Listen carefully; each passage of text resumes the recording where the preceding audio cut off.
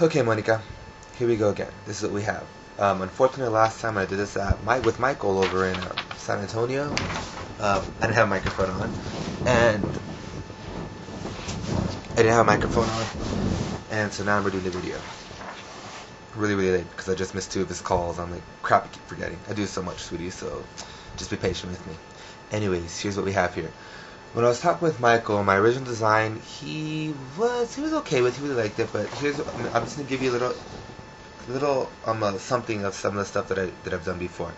I'm gonna show you some pictures. Here, you won't be able to see them clearly because I'm just put them up to the camera, but I'm also going to email them to you. That way you can at least see what picture I'm looking at, then you can look at that picture a lot more clearly. So here's what I have here. When you get your email, go ahead and look at this one here. Okay, I'm referring to this one right here, right now. Okay, this picture right here. If you look, which actually you can see quite clearly, which is pretty cool. This is just a simple double layer cake. What it is, it has ribbon going around the base of it on each side, and it has some nice pastillage flowers. Pastillage is it's edible but not really eatable. You can eat it. It's just not exactly like it's sweet, but it's just something you're gonna eat. It's more for decoration, but it's not poisonous or anything.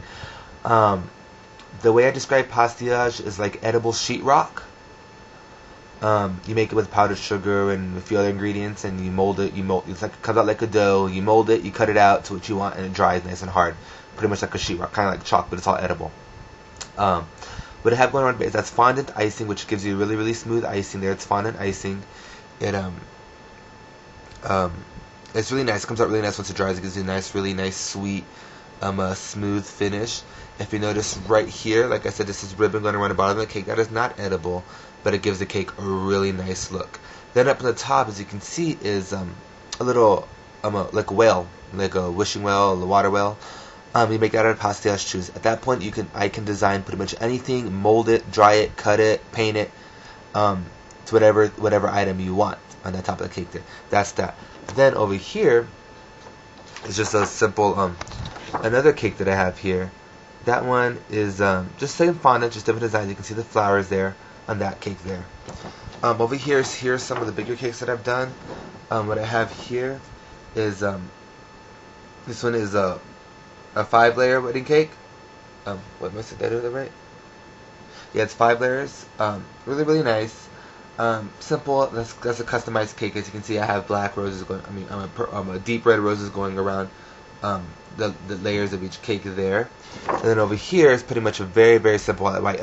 I did not do this cake, so I don't want you to go and claim that I did. But I've done cakes very similar, almost exactly to this. Very simple. If you notice, when you pull this picture up on your email, you'll see right here there is a swag, a little swag between each crevice. There'll be a swag of I can do fondant dough there. Michael really, really liked that. He really liked that on the cake. So, like I like to do this cake. At the same time, looking at your cake, and you're only doing 350 people at your wedding, so the cake won't be much bigger than this. I would like to make your wedding cake. Actually, your cake won't be much bigger than this to feed. Just to feed about 200 people. Just to feed about 150 to 200 people. I would like to make your cake much larger, as to like one of these. And even if I have to use false cake, which means pretty much have like 1 layer of cake, 1 layer of styrofoam, 1 layer of cake, 1 layer of styrofoam. Even if I have false cake, that's a lot better because what you do is you make sheet cakes on the side.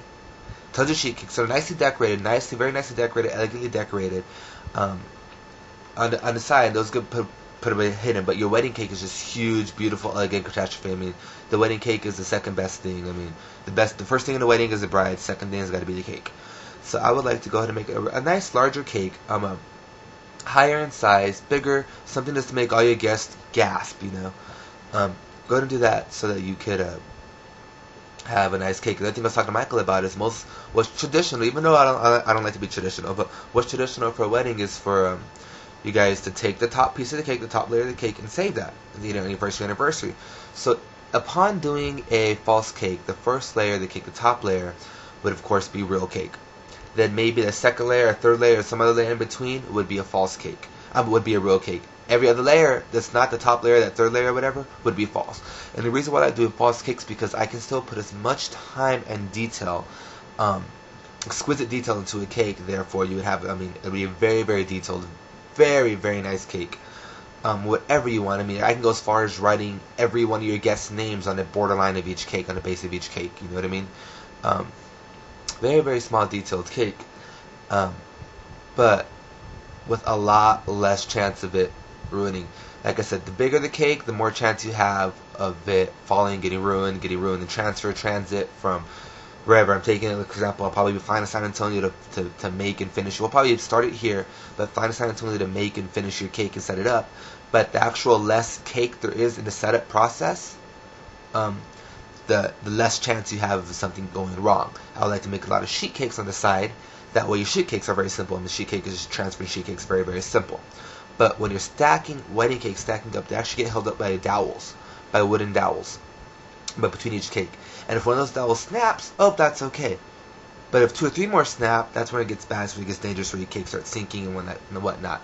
That's why, as you've seen TV shows and you've heard other people, wedding cakes are a very, very big, very dangerous thing. I mean, people order these big, huge, gigantic cakes, and then end up breaking and falling on them. I don't want that to happen. Of course, if that happens, I can recover from it, but nobody wants it to happen. So like I said, I'd like to go ahead and do something like a false cake. But once again, you have some of the images here. I'd like to do something more to this with this height or so. A lot more height. You can pretty much, you can see an idea of what the fondant looks like now. I'm going to go ahead and email these to you. These ones here also. You can go ahead and get an image of what you can do with these cakes and anything you want, pretty much anything. I mean, it's very, very, very simple and very, very basic. I'm also going to go ahead and email you the what do you call it? What is it called? Oh yeah, what I propose as a cake. I haven't changed very much at all, even though I've heard Michael's opinions and I've heard somewhat of your opinions. I haven't changed it at all from my initial outline, my initial proposal. I want you to change it to whatever way you want. I want you to go and pick up some bridal cake magazines, look at cakes you want, get online, any type of cake you want, shoot a picture to me, email it back to me. What's gonna happen is you circle. Let's say you find one cake that has an actual design you want. Circle those designs, or tell me what those designs are. Email that to me. Find another cake that has a topper that you want in it, the cake topper you want. Email that picture to me and tell me I want this topper, like that. What I'm gonna do is make you happy. I'm gonna get all the things you want from different cakes and put it together into your cake. Come out with one final, very detailed sketch. Email that back to you. That'll probably be like maybe a month before the wedding at the most.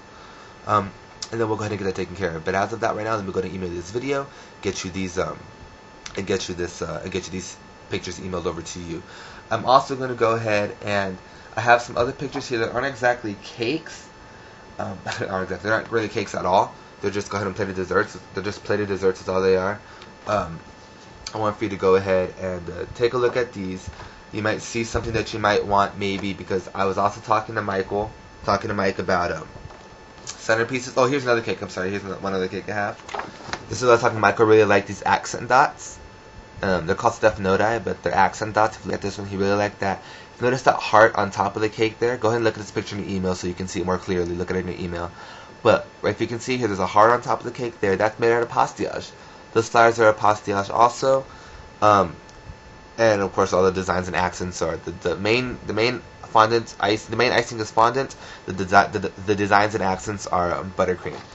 But I'm going to email you over some other pictures. That way you can see some of the different accents and things I can do. But like I said, go ahead and take a look around on some wedding photos and some wedding books and whatnot, and then go ahead and get back to me with exactly what you want. That way I can put a cake together for what you want.